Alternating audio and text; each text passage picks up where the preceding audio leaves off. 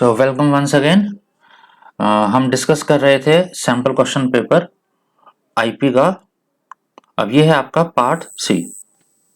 यहाँ देखिए question number 26। तो ये आपका पार्ट सी है, सेक्शन सी, क्वेश्चन नंबर 26। एक टेबल दे रखी है और उसके बेसिस पे तीन क्वेरीज आपसे पूछी गई हैं। उसके बेसिस पे आपको तीनों क्वेरीज का आउटपुट दिखाना है। तो ये आपका 3 मार्क्स का क्वेश्चन है। यहाँ देखिए टेबल है आपकी purchase, C number, C name, city, quantity, DOP, date of purchase.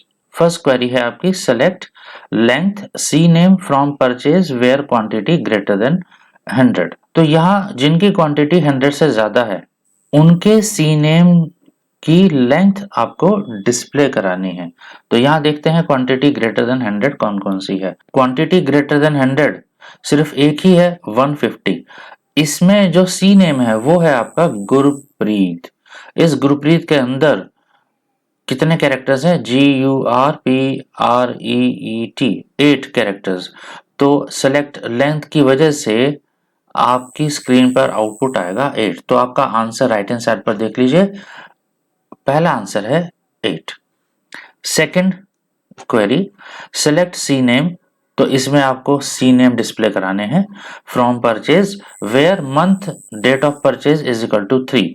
तो जिनका महीना, जिनका मंथ 3 है उनका सी नेम आपको डिस्प्ले कराना है। तो अगर हम डीओपी में मंथ चेक करेंगे, ये आपका YYYYMMDD फॉर्मेट में है। तो ये आपके मंथ हैं, बीच में ये मंथ हो गए 06, 02, 12, 10, 10। तो इसमें थर्ड मंथ तो कोई भी नहीं है, इसका मतलब ये कंडीशन मैच ही नहीं हो रही है। तो आपका आउटपुट कुछ भी नहीं आएगा। ऐसे केस में आंसर शीट में लिख कर आएंगे नो आउटपुट। तो यहाँ देखिए third query select mod quantity comma day of purchase. तो सेलेक्ट यानी हमें डिस्प्ले क्या कराना है? डिस्प्ले हमें कराना है रिमाइंडर। मॉड का मतलब होता है रिमाइंडर। क्वांटिटी को डे, इसकी जो भी वैल्यू आएगी उससे डिवाइड करेंगे, जो आपका रिमाइंडर आएगा वो डिस्प्ले होगा। यहाँ पे इन्होंने कंडीशन दे रखी है from purchase where city is equal to Chandigarh. तो चंडीगढ़ से रिलेटेड आपकी दो क्वांटिटीज आती हैं, 50 और 15। ठीक है। अब इस डीओपी में से हम पहले डे अलग करेंगे, YYYY फिर MM फिर DD। तो इसमें पहली रो में आपका जो डे है वो है 10। तो 10 और इसके अगेंस्ट क्वांटिटी है 50। तो हमें क्या करना है? 50 को 10 से डिवाइड करना है। तो डिवाइड हो जाएगा, वेरी क्लियर। मैं डिवाइड करके नहीं दिखा रहा हूँ, ठीक है। 10 5 जा 50, रिमाइंडर क्या आएगा आपका? 0। तो पहले केस में तो आपका 0 डिस्प्ले हो गया। यहाँ देखिए राइट हैंड साइड पे। उसके बाद फिर नीचे देखिए, यहाँ है 20 और इधर क्वांटिटी है 15। तो 15 को 20 से डिवाइड करेंगे। इधर देखिए अब कैसे करेंगे ये बता रहा हूं। 15 को 20 से डिवाइड, ये मतलब हुआ इसका। अब क्या ये डिविजिबल है? नहीं है। तो हम क्या करेंगे? हम 20 0 जा 0 करेंगे। अब आपका रिमाइंडर क्या आया? रिमाइंडर आया आपका 15। ठीक है। तो मॉड की वजह से आपका जो आउटपुट आएगा वो आएगा 15। आई होप ये क्वेश्चन समझ में आ गया होगा। आगे चलते हैं क्वेश्चन नंबर 27 पर। 27 write a Python code to create a data frame. यहाँ एक डेटा फ्रेम बनाना है with appropriate column headings from the list given below. ये लिस्ट ऑफ लिस्ट है, अगर आप ध्यान दें तो इसके अंदर डेटा ऑलरेडी गिवन है। तो यानी आपको डेटा तो सोचना ही नहीं है, ये डेटा यूज करना है। आंसर देखिए, तो इसका प्रोग्राम क्या होगा? Import pandas as pd data is equal to, ये जो भी कोड मैंने लिखा हुआ है बता देता हूँ, ये कोड ट्राइड एंड टेस्टेड है। डेटा इज इक्वल टू और जो डेटा क्वेश्चन में ऊपर गिवन है एज इट इज वो आपको लिखना है। ये यहाँ पे खत्म हो गया, ठीक है। फिर df is equal to pd dot data frame, यहाँ पे आपने मेंशन कर दिया डेटा कॉमा। यहाँ इन्होंने क्वेश्चन में बोला है विद अप्रोप्रिएट कॉलम हेडिंग्स। तो हेडिंग आप अपनी तरफ से दे सकते हैं, जैसे कॉलम्स। ये ध्यान देना, यहाँ कॉलम्स है, कॉलम नहीं है, प्लूरल होना चाहिए, ठीक है। Columns is equal to list के अंदर लिखिए roll number, name, marks. Is it clear? अगर आपकी समझ में ना आए, एग्जाम में ऐसा कोई क्वेश्चन फंस जाए, तो उसके अंदर आप लिख सकते हैं कॉलम 1, कॉलम 2, कॉलम 3। एटलीस्ट खाली छोड़ करके मत आना, इसी बात के मार्क्स हैं। सो 1 mark for each correct Python statement, तो ऐसे आपको 3 मार्क्स इस पर मिल जाएंगे। अगर डेटा फ्रेम के बारे में कोई भी जानकारी आपको नहीं है, सारे साल नहीं पढ़ पाए, चाहे कोई भी रीजन हो, घबराने की कोई जरूरत नहीं है। आप मेरे चैनल पे जाकर के प्लेलिस्ट है, उस प्लेलिस्ट को देखिए। उस प्लेलिस्ट के अंदर पूरी पाइथन समझा रखी है, स्टेप बाय स्टेप कैसे करना है, और बहुत ही इजी लैंग्वेज में है। Okay, next question number 28। Consider the given data frame stock. एक डेटा फ्रेम ऑलरेडी दे रखा है, नेम, प्राइस, नैन्सी ड्रू, यानी ये बुक्स के नाम है और ये उसके प्राइस हैं। 3 क्वेश्चन पूछे गए हैं इसके बेसिस पे। Write suitable Python statements for the following. पहला देखिए, add a column called special price with the following data. ये डेटा दे रखा है, हमें एक और कॉलम ऐड करना है, स्पेशल प्राइस, और डेटा ये रहा। तो इसका आंसर देखिए, फर्स्ट आंसर। आप आंसर शीट में वही आंसर, वैसे ही आंसर लिखेंगे जैसे कि मैंने आपको बता रखा है। तो यहाँ देखिए, फर्स्ट आंसर, डेटा फ्रेम का नाम था स्टॉक, तो हम लिखेंगे स्टॉक, स्क्वायर ब्रैकेट के अंदर लिखेंगे special price is equal to 135, 150, 200 और 400। ठीक है, ये लिस्ट प्रोवाइड करेंगे। स्पेशल प्राइस क्योंकि ऑलरेडी यहाँ क्वेश्चन में लिखा हुआ था, इसलिए हमने इस नाम को यूज किया है। तो इससे क्या होगा, इससे एक नया कॉलम इस डेटा फ्रेम में ऐड हो जाएगा। आगे देखते हैं second question. Add a new book named the secret. एक नई बुक ऐड करनी है, इसका मतलब एक नई रो ऐड करनी है। कॉलम ऐड करना आपने देख ही लिया, द सीक्रेट नाम की एक बुक ऐड करनी है और जिसमें प्राइस दे रखा है 800। द सीक्रेट बुक वाकई बहुत अच्छी बुक है, मैंने भी पढ़ रखी है, and this is one of the most favourite books in my collection. The secret देखिए, स्टॉक डॉट LOC4। LOC4 का मतलब फोर्थ वैल्यू, 0 वैल्यू, 1, 2, 3 और उसके बाद यहाँ फोर्थ। ठीक है, यहाँ पे आपको ऐड करना है, तो LOC4 यूज किया जाता है। LOC और ILOC इनके बारे में जानना है तो इसके ऊपर भी मैंने वीडियो बना रखी है, वो आप जाके देख सकते हैं।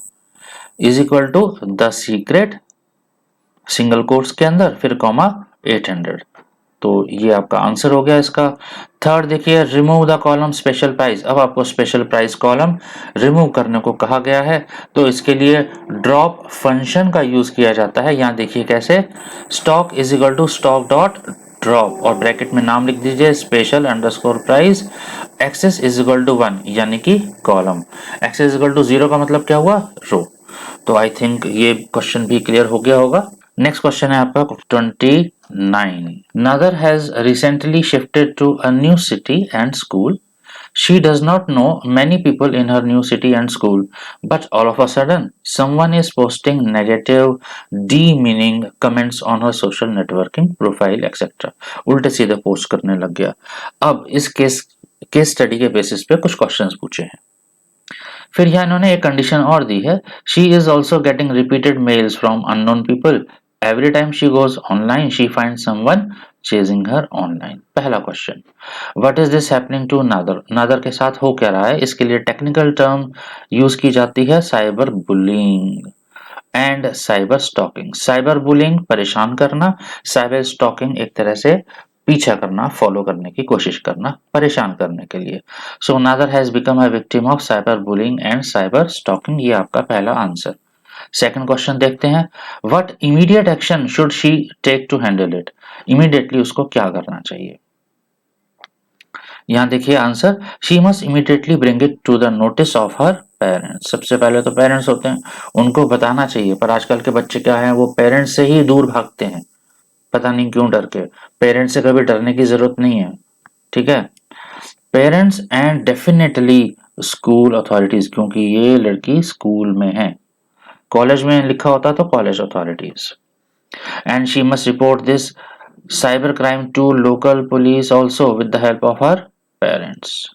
Is it clear. अच्छा, थर्ड आंसर देखते हैं, is there any law in India to handle such issues. Definitely there is a law, उसको आपको एक्सप्लेन करना है। Yes, the information technology act, ऐसे ही लिख करके आओगे एग्जाम में, the information technology act, in short इसको बोलते हैं IT एक्ट 2000, क्योंकि 2000 में ये डेवलप हुआ था। It also known as ITA 2000 और द IT एक्ट सिंपली। It is the primary law in India dealing with cyber crime and electronic commerce. I hope ये क्वेश्चन समझ में आ गया होगा। आगे बढ़ते हैं। इसी में एक चॉइस है, इस क्वेश्चन में चॉइस क्या है, what do you understand by plagiarism. Plagiarism का मतलब आपको वैसे पता होगा कि किसी और के आइडिया को, किसी और के कंटेंट को चुरा करके खुद यूज कर लेना और ये बताना ये मैंने बनाया है, या किसी भी काम के लिए यूज करना। Why is it a punishable offense and mention any two ways to avoid plagiarism। ठीक है, आंसर देख लीजिए। Plagiarism is the act of using or stealing someone else intellectual work। चाहे वो आइडिया हो, चाहे वो उसका कोई क्राफ्ट हो, या उसने कोई म्यूजिक डेवलप किया हो, वो कोई भी चीज हो सकती है, ideas etcetera, and passing it as your own work, इसी को बोलते हैं plagiarism. In other words plagiarism is a failure in giving credit to its source. अगर आप कोई चीज किसी और का डेटा यूज कर भी रहे हो तो एटलीस्ट ये बता दो कि आपने वो डेटा कहाँ से लिया है, किस वेबसाइट से लिया है, सोर्स बताना जरूरी है। नहीं बताओगे तो ये साइबर क्राइम कहलाएगा। Plagiarism is a fraud and violation of intellectual property rights. Since intellectual property right यानी कि IPR holds a legal entity status, violating its owner rights is a legally punishable offence. अब जो भी property internet पर होती है, जिसको digital property भी कहा जाता है, उसके जो राइट्स हैं वो किसी ना किसी को तो दे रखे होंगे ना, जिसने वो प्रॉपर्टी बनाई है, दैट इज कॉल्ड आईपीआर। तो IPR holds legal entity status, ये एक लीगल डॉक्यूमेंट है जिसका वायलेशन करना साइबर क्राइम है, तो डेफिनेटली पनिशेबल ऑफेंस तो बनता है। Next, any two ways to avoid plagiarism, क्या क्या करना चाहिए। बी ओरिजिनल, अपना आइडिया लेकर के आओ, अपनी चीज, अपना ओरिजिनल कंटेंट लेकर के आओ। जैसे मैं वीडियो बना रहा हूं तो ये वीडियो मेरा अपना ओरिजिनल कंटेंट है, ठीक है, मैंने ये वीडियो कहीं और से लेकर के अपनी आवाज तो नहीं डाली ना। Okay. Site acknowledge the source, अगर कहीं से कोई चीज हम लेते भी हैं, जैसे कहीं से कोई डायग्राम मैंने कॉपी करके पेस्ट कर लिया, उसको मैं यूज कर रहा हूं, तो मुझे बताना चाहिए कि this has been taken from this particular source या पर्टिकुलर वेबसाइट, तो प्लेगरिज्म नहीं माना जाएगा। आई होप ये समझ में आ गया होगा। 1 mark is for correct definition, 1 mark is for correct justification, and half mark each for any two ways to avoid plagiarism। आगे बढ़ते हैं। 3 नंबर का ये रहा एक और question. Based on the table student given है राइट सुटेबल एसक्यूएल क्वेरीज। अब इसमें आपको एसक्यूएल क्वेरीज लिखनी है। 3 क्वेश्चन पूछे गए हैं।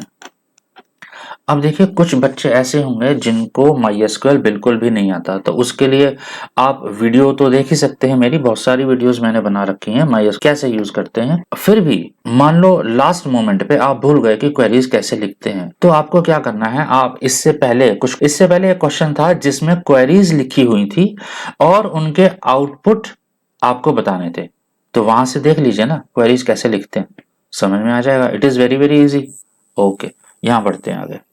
पहला, डिस्प्ले जेंडर वाइज हाईटेस्ट मार्क्स। अब जेंडर वाइज का मतलब हुआ मेल का ग्रुप अलग बनेगा, फीमेल का ग्रुप अलग बनेगा, इसका मतलब आपको ग्रुप बाय क्लॉज का यूज करना है। यहां देखिए आंसर। सेलेक्ट, क्या करना है, हाईएस्ट मार्क्स, तो आपको यूज करना है मैक्स ब्रैकेट में marks from student group bye gender, ठीक है। टेबल का नाम दे रखा है ऑलरेडी स्टूडेंट, और यहाँ पे मार्क्स नाम का कॉलम है, तो इसलिए यहां लिखा है marks group by gender. Second question, display city wise lowest marks. अलग अलग सिटी के बेसिस पे ग्रुप बनाइए, लोवेस्ट मार्क्स डिस्प्ले कर दीजिए, ये भी ग्रुप बाय के बेसिस पर है। यहां देखिए, select min marks to find out minimum या lowest from student group by city, ये क्लियर हो गया होगा। थर्ड देखिए, display total number of males, यानी काउंटिंग हो रही है यहाँ पे, total number of male and female students, तो इसका मतलब आपको ऐसे कुछ दिखाना है, मेल 35, फीमेल 4, ऐसे करके, है ना। तो यहाँ देखिए, तो सेलेक्ट में क्या क्या डिस्प्ले करेंगे आप, gender comma count gender from student group bye gender, ये इसका आंसर हो गया। अब यहाँ पर एक चॉइस भी दे रखी है, इधर देखिए। Discuss the significance of group by clause in detail with the help of suitable example. अब इसके लिए आगे बढ़ते हैं, यहाँ देखिए यह है आपका आंसर। तो ये आंसर थोड़ा सा बड़ा हो जाएगा, डिटेल्ड हो जाएगा। अगर आपको ग्रुप बाय क्लॉज अलग से सीखना है तो मेरी वीडियो है, उसको जाकर के देख सकते हैं। Group by clause is use in a select statement, ये इसकी एक डेफिनेशन हो गई। Group by clause is use in a select statement in combination with, ये ध्यान रखना, एग्रीगेट फंक्शंस जैसे sum, max, min, count to group the result based on distinct values in a column. Distinct का मतलब different values, जैसे अभी पीछे gender की दो वैल्यूज थी, मेल और फीमेल। यहाँ पे एक एग्जाम्पल आप दे सकते हैं, मैंने अपनी तरफ से एक एग्जाम्पल दे दिया है, आप कोई भी एग्जाम्पल दे सकते हैं। तो एग्जाम्पल के लिए जैसे यहाँ लिखा है, to display total number of male and female students from table student we need to first group records based on the gender, then we should count records with the help of count function. तो ये table use करी है, इसका example यहाँ दे रखा है, SQL query for the above mention task, select gender, count gender from student group bye gender. इसका output दिखा दीजिए, मेल 4 फीमेल 4। तो ये ग्रुप बाय क्लॉज की वजह से हुआ है, ठीक है। तो यहाँ देखिए 1 mark for correct significance, 2 marks for correct example. ठीक, आगे बढ़ते हैं। अब आपका आ गया पार्ट डी, इसके लिए मैं फिर अलग से एक वीडियो तैयार कर दूंगा। तो अभी तक के लिए आई थिंक सब समझ में आ गया होगा। कोई चीज़ समझ में नहीं आई, कोई डाउट है, प्लीज़ कमेंट करके मुझे बताइए। Thank you.